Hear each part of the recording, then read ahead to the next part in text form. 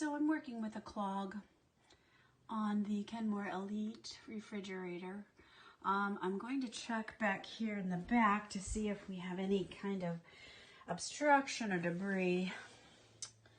It appears we've got a lot of dust, so I'm going to take a look behind this little guy.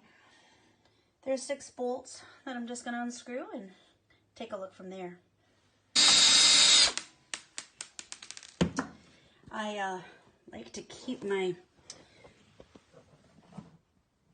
screws in a little bowl here to just to make sure I don't lose anything.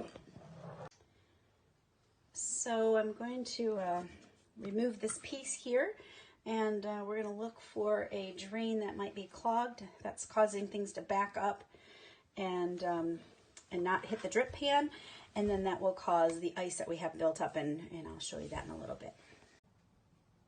So what we're looking at here is some heating coils right here, but our big culprit that we're going to be looking at is our drain that drains from the defrosting unit down here into this drip pan. The drip pan is dry, it's bone dry, likely causes that maybe this is going to be obstructed, maybe full of dust. I mean, we saw a lot of dust here on our thingy, Mababi vent. So we're going to take this off. It's got a couple of zip ties here. We're going to take those off. I have some to replace it once we hook it all back together, and we're going to see what we have. So just a quick showing here of how I'm going to just snip this off, or zip tie off, so that we can get that out. Let's see here. Not as easy as I thought. First one came off easy, but all right. There we go. Maybe you didn't see that, but pulling off the zip tie here. And I have some new ones here, much more colorful, by the way, that we'll replace with once we're done. All right, the next step is just going to be to pull this guy off here. And we've got him loose, and, well, I think we might have found the issue. We got a lot of stuff going on here. Looks like if you were water, you would not be able to flow clearly.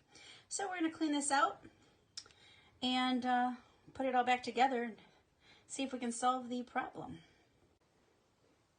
Well, as you can see, I'll get to this in a second here, but see if I can do this here. Oh yeah, here we go. Invention. We're getting a lot of crap out of here, so I'm going to take it to the sink, run it through, and I think we may have figured this out. So we got a good chunk of it out, but you can see there's still junk in there. So if you don't have a brush, you're willing to give up a bottle brush or something, I'm just going to basically take this and wad it up like such. Put a little spray on it. Here, a little spray. Oh yeah, we'll get some more on there. And then I'm going to basically run this through. This is, I want you to know, this is like me doing this by myself, so this is going to be kind of inventive. Run some more hot water through it. And I'm going to give it a good old, if I can get this in here, I'm going to give it a good old cleaning, so hang on one second. Okay, looks like we got it pretty clean. It's not amazingly perfect, but we just need water to drip through it, and I think we got plenty of room for that. So I just retucked this up in here, made sure that this was inside the drip pan area, and I used a cute little red zip tie. I did 1 instead of 2. I think the main reason is that they just don't want you to hit that fan while it's working. So I think we're good to go. I'm going to close this back up, and we'll take a look at the ice that has accumulated in the front. Oh, one more quick tip is this is like a silicone pet brush that I use to brush off chairs and stuff, but in this case, look how easy this just takes this right off. Simple Simon, no fuss, cleans it off. And the good news is you can just wash this off with soap and water and you're good to go again. So we're all buttoned up, and let's move to the front. So this is the ice buildup that we have to deal with, and so I'm hoping that we've solved the problem. I'm going to get out my meat cleaver here, carefully break up some ice and give the dogs a treat, and then we're going to watch and see if this has actually fixed our problem. Special props to Bonnie Lutz for giving me the idea to look on YouTube for this video. So I am just emulating the guy I watched, and kind of added a few extra pieces of my own to make it original.